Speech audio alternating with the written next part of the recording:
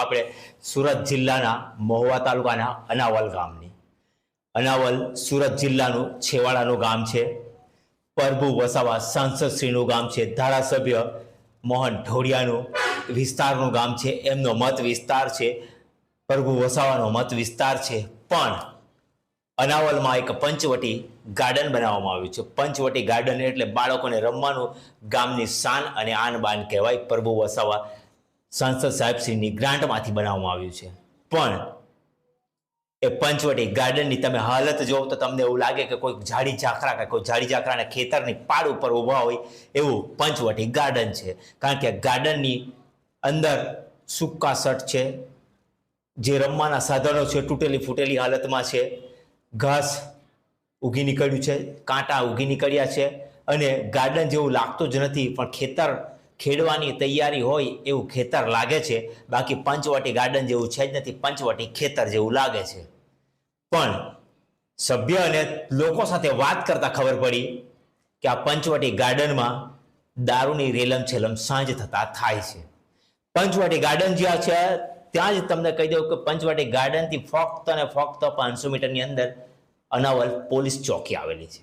અને અનાવલ પોલીસ ચોકીની રાહે રહેમ હેઠળ આ પંચવટી ગાર્ડનમાં દારૂની રેલમ છેલમ પાર્ટી થાય છે. ત્યાંથી બોટલો ઉચકીને પંચાયતના સભ્ય બતાવે છે, ગામના લોકો બતાવે છે, અને ત્યાં લાગે છે ખુલ્લેઆમ દારૂની પાર્ટીઓ થતી હોય છે. પણ પોલીસ તંત્ર પણ બેખબર છે. અંદર નગરીને ગંડો રાજા જેવી હાલત અનાવલ પંચવટી બાગની છે.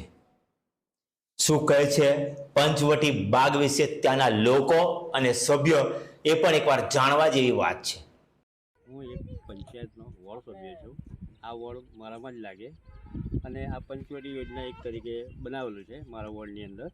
એની અંદર બાળકો રહ્યા અને તેને બધું રમવાનું બધું સાધન છે, હિંચકોને એવું તેવું. પણ મને હમણાં ખબર પડી કે ભાઈ ત્યાં ગઈને તું જોઈતા આવ તારી પંચવટી કેવી છે એમ.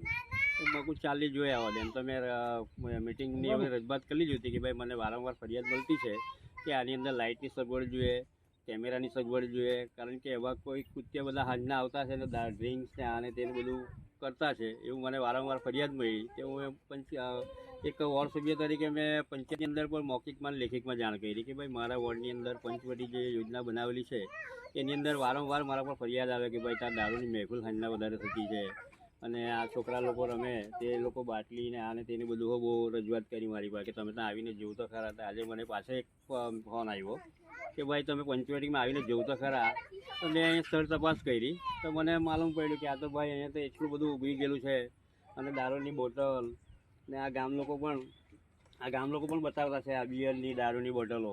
તો મેં આ સ્થળ પર જ ચકાસણી કરીને આ સ્થળનો જે મીડિયા છે એને પણ બોલાવી લીધી અને મેં કીધું કે જો ભાઈ મારી ગામની આ પરિસ્થિતિ છે ભાઈ પંચવટી યોજના. કારણ કે મેં વારંવાર ફરિયાદ કરી પંચાયતમાં હું વોર્ડ સભ્ય તરીકે. મહુવા તાલુકાના અનાવલ ગામે તળાવની વચ્ચે સરકાર દ્વારા બાળકોને રમવા માટે અને ગામ લોકોને સાંજના સમયે બેસવા માટે સરકારે લાખો રૂપિયા ખર્ચી પંચવટી બનાવવામાં આવી છે. ત્યારથી બાળકો માટે રમતગમતના સાધનો સિવાય ફૂલ છોડના એક પણ છોડ જોવા મળતા નથી.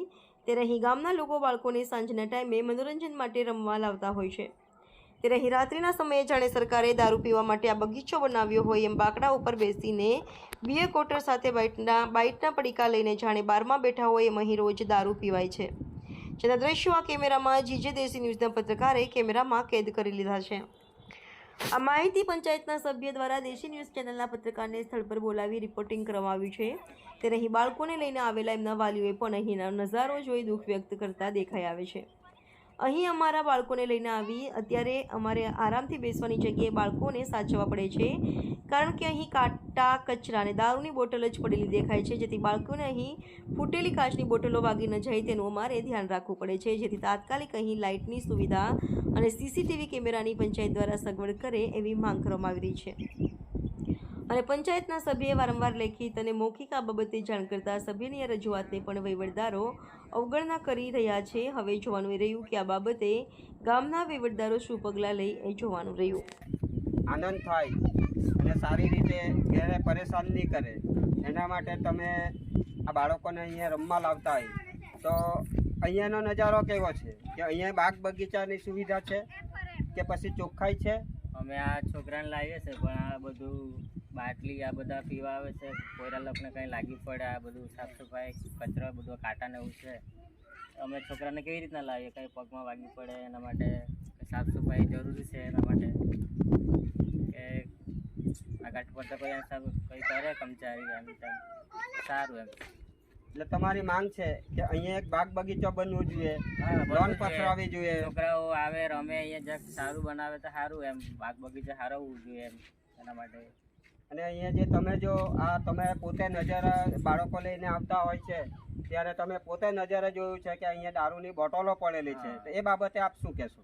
એવું નહીં થવું જોઈએ. ગામમાં ચોખ્ખાઈ તો સારું, આવું કોઈ બીજી વાર નહીં થવું જોઈએ કે આ રાતના આવીને પીવા આવે ને કોઈ રાત આ બાટલીનો એવું લાગી જાય.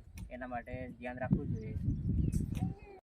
તો આપણે અહીં બાળકોને જે રમવા માટે લાવતા એમના વાલીઓ તરફથી આપણે જાણવા મળ્યું છે, એમની એક માંગ છે કે અહીંયા એક બાગ બગીચો બનવું જોઈએ અને સારી રીતે બાળકો રમે, ગામના લોકો આવે, એમને પણ અહીંયા બેસવાનું મન થાય એવી સુવિધા તંત્ર કરે એવી લોકોની માંગ છે. અને બીજી એક કે અહીં જે દારૂનું નિશંસ ચાલી રહ્યું છે એ અટકે અને એની ઉપર ધ્યાન દોરે એવી લોકોની માંગ છે.